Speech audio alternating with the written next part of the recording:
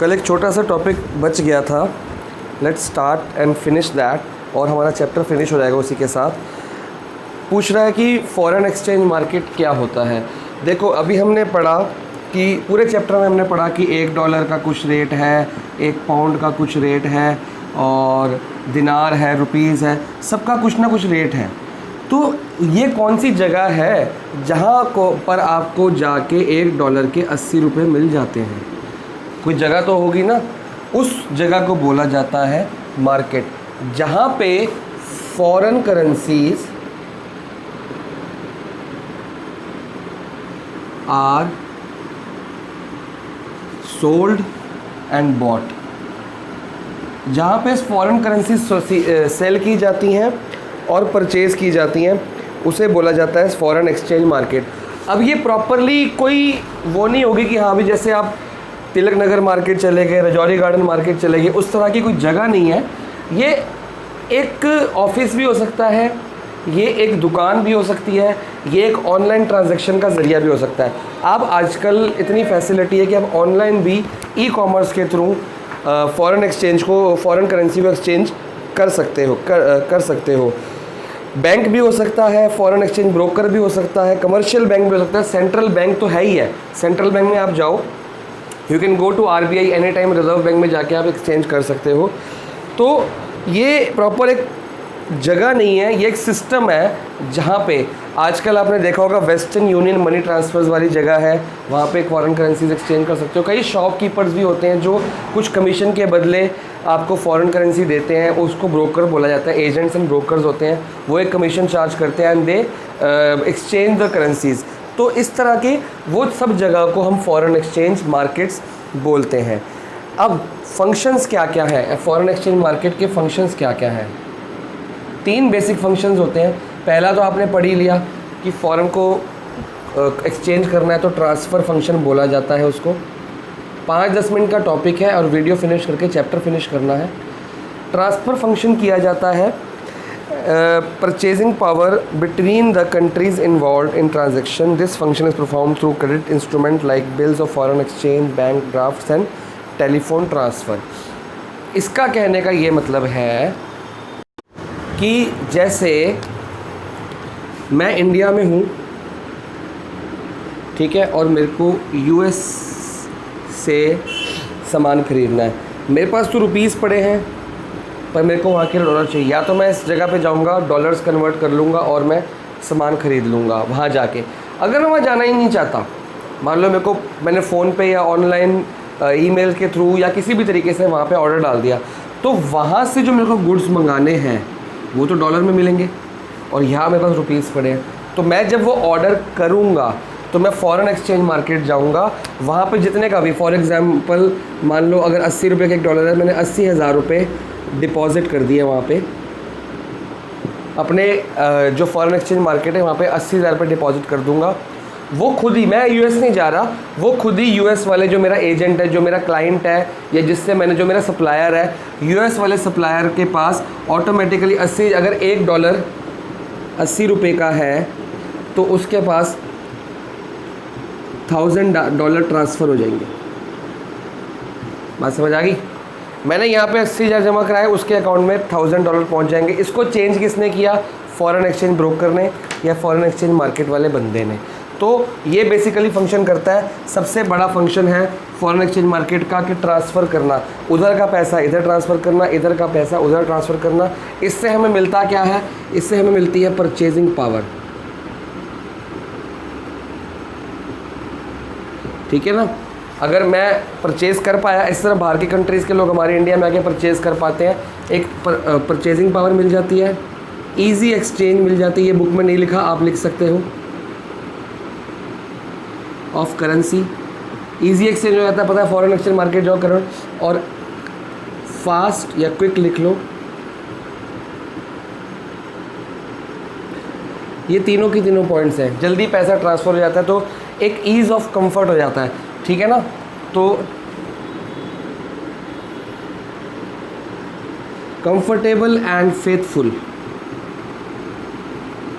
विश्वसनीय, क्योंकि आपको प्रॉपर ओपन ट्रांसपेरेंसी होती है। आपने कितना पैसा जमा कराया, उसको कितना पैसा मिला, सबको पता है, कोई हेरा फेरी इसमें हो नहीं सकती।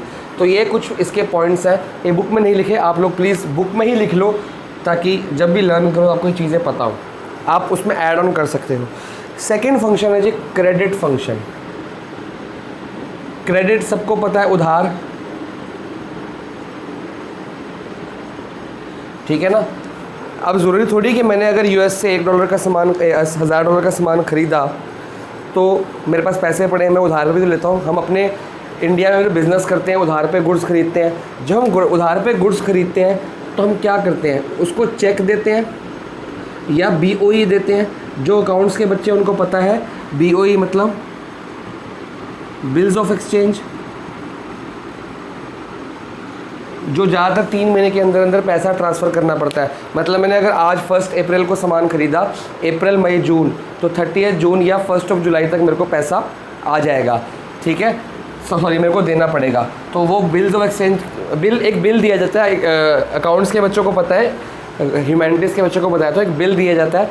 मैंने सामान ख़रीदा, ठीक है, अब मेरे को उसको पैसे देने हैं। वो बंदा एक बिल बनाएगा जो मैं साइन करके उसको वापस दे दूँगा। उस पर लिखा होगा कि हाँ मैंने इस बंदे को पैसा देना है 3 महीने के अंदर या 2 महीने, जो भी उस पर डेट लिखी होगी, इस दिन के अंदर मैं दे दूंगा।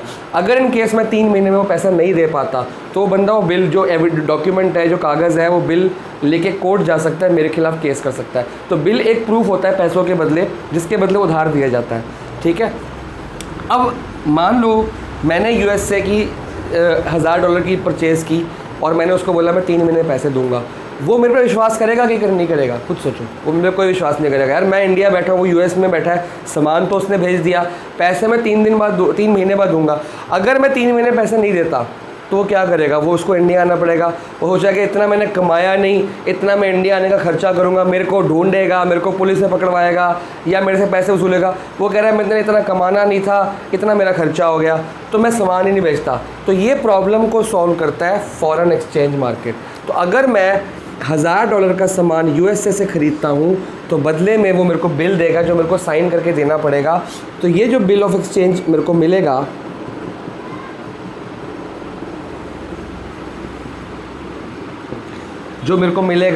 या मेरे को कोई चेक मिलता है या मेरे को एक ऑनलाइन रिसिप्ट मिलती है कि हाँ भाई आप 3 महीने पेमेंट कर देना, तो उधार देने की जो प्रक्रिया है उसको सॉल्व करता है foreign exchange market.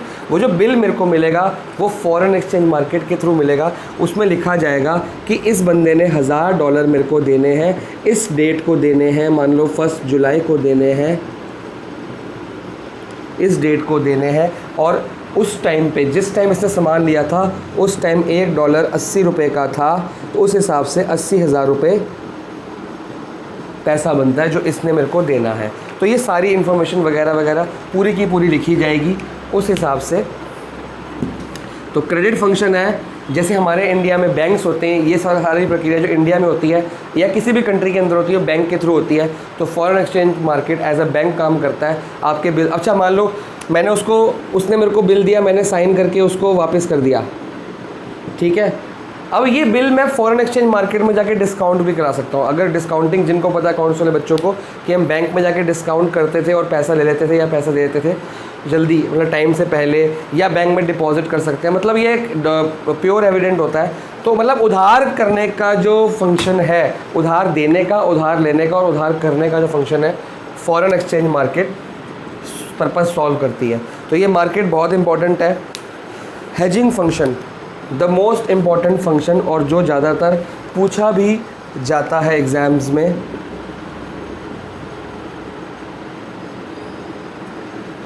Hedging function क्या होता है? अब मान लो हेजिंग फंक्शन इसी का रिज़ल्ट है, अगर ये ना होता तो ये भी ना होता।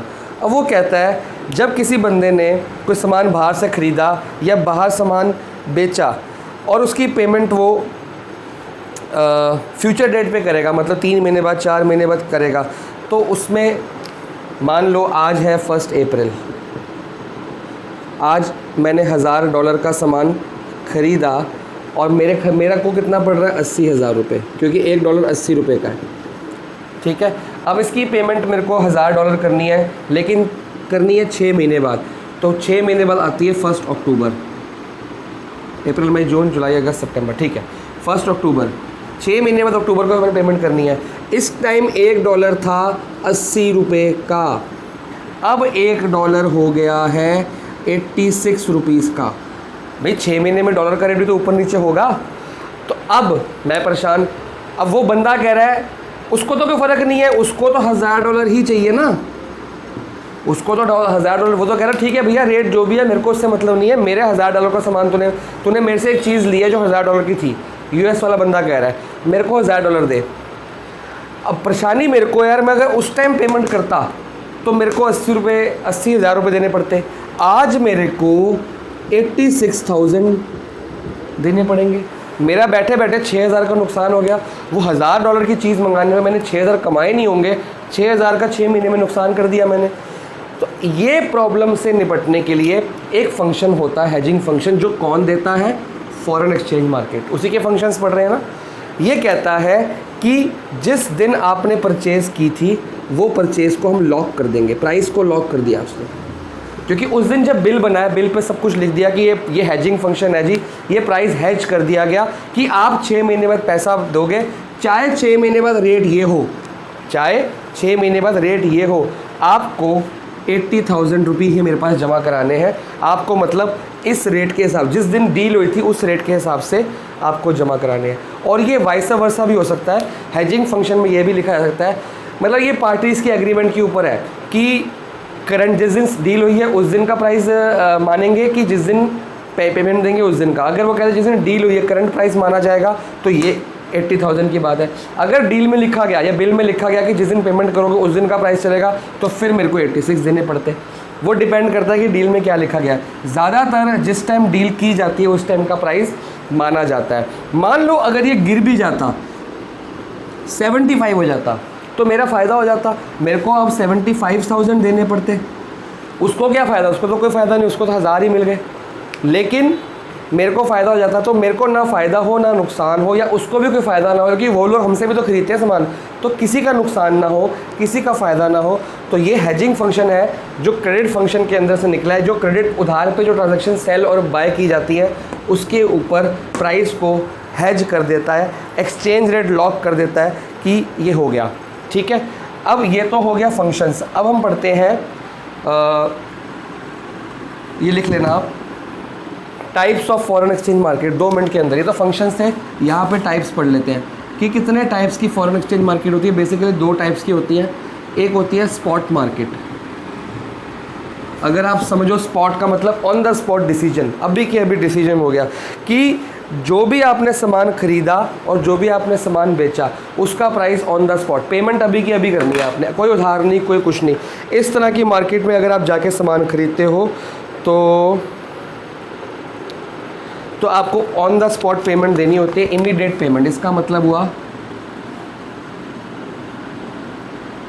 इमीडिएट पेमेंट, और इसको याद करने के लिए आप ऑन द स्पॉट पेमेंट भी कह सकते हो। ठीक है ना, ऑन द स्पॉट पेमेंट भी कह सकते हो कि मैंने अगर आज 1000 ये सामान खरीदा, मेरे को उधार की फैसिलिटी मिलेगी नहीं, मेरे को ये फंक्शन मिलेगा ही नहीं।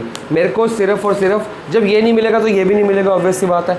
तो मेरे को सिर्फ़ और सिर्फ अभी हाथ के हाथ पेमेंट करनी है। मेरे को मैक्सिमम 2 से 3 दिन का वक्त मिल सकता है कि इसमें लिखा हुआ है ऐसे बुक में 2 दिन, पिछले बुक में था, पिछले साल 2 साल की बुक में था 3 दिन का था, लेकिन अब 2 दिन है, 2 दिन लिख लो। मैक्सिमम 2 डेज़ का वक्त मिलता है पेमेंट करने के लिए। आपने आज सामान खरीदा, 2 दिन के अंदर पेमेंट कर दो, क्योंकि आप आज 2 दिन में पेमेंट करोगे, US पहुंचने में 1-2 दिन लग जाएंगे ट्रांसफ़र करने में। तो ये होती है स्पॉट मार्केट, जिसमें हाथ के हाथ पेमेंट करनी पड़ती है, रिसिप्ट पेमेंट दोनों हाथ के हाथ की जाती है। और दूसरी मार्केट आपकी आती है जी फॉरवर्ड मार्केट। तो नाम से ही समझ आ रहा है, जिसमें उधार का फंक्शन चल जाता है, जिसमें ये दोनों काम चल जाते हैं, जिसमें आप आज पेमेंट, आप सामान खरीद रहे हो, फॉरवर्ड मतलब कभी भी 3 महीने 4 महीने जो भी बिल के ऊपर आप लिखवाओगे, तो फ्यूचर डेट पे इसकी at a rate agreed upon today, मतलब इसकी पेमेंट इमीडिएट पेमेंट थी, इसकी पेमेंट फ्यूचर पेमेंट होती है।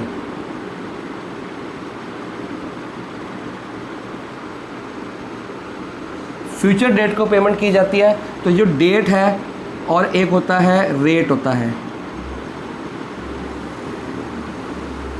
ये जो डेट है और किस रेट पे पेमेंट करेंगे ये एग्रीमेंट में होती है। या एग्रीड डेट और एग्रीड रेट होती है कि दोनों पार्टी, जो बेचने वाला है जो खरीदने वाला है, आपस में एग्रीमेंट करते हैं भाई पेमेंट हम फ्यूचर की करेंगे, जो रेट होगा वो करंट रेट होगा। मैक्सिमम टाइम होता है, जो ये डेट होती है ये फ्यूचर की होती है, फ्यूचर डेट होता है, और रेट जो होता है वो करंट होता है। मैक्सिमम टाइम ये होता है, लेकिन 1% कभी वो कहता है कि ठीक है यार आने वाले टाइम पे जो रेट चलेगा वो करेंगे। लेकिन फिलहाल क्या जो मैक्सिमम टाइम है कि मैक्सिमम चांसेस होते हैं, यही होते हैं कि फॉरवर्ड मार्केट का वो वाली, आपको अगर कुछ उधार पे खरीदनी है तो आप इस मार्केट में जाओगे, आपको अगर नगद खरीदनी है तो आप इस जाओगे, सीधी सी बात है। कई जगह लिखा होता है ना फिक्स प्राइस शॉप, तो ये होगी फिक्स प्राइस, अभी के अभी पैसा दो, कम से कम रेट पे ले जाओ, ठीक है। और कई जगह पे आपके जानकार होते हैं, दोस्त यार होते हैं, तो आपको वहाँ उधार मिल जाता है कि चल कल दे जाइए, परसों दे जाइए, या 10 दिन बाद दे जाइए। तो ये वो वाली मार्केट होगी, सिंपल सी बात है, ठीक है। तो इसमें कॉन्ट्रैक्ट्स वगैरह साइन किए जाते हैं, यूज़फुल वगैरह का हेजिंग फंक्शन किया जाता है, ठीक है।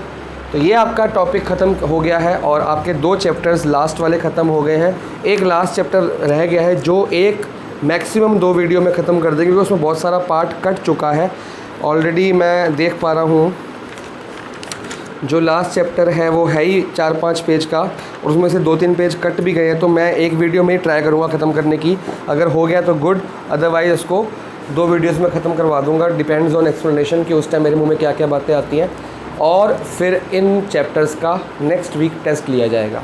ओके।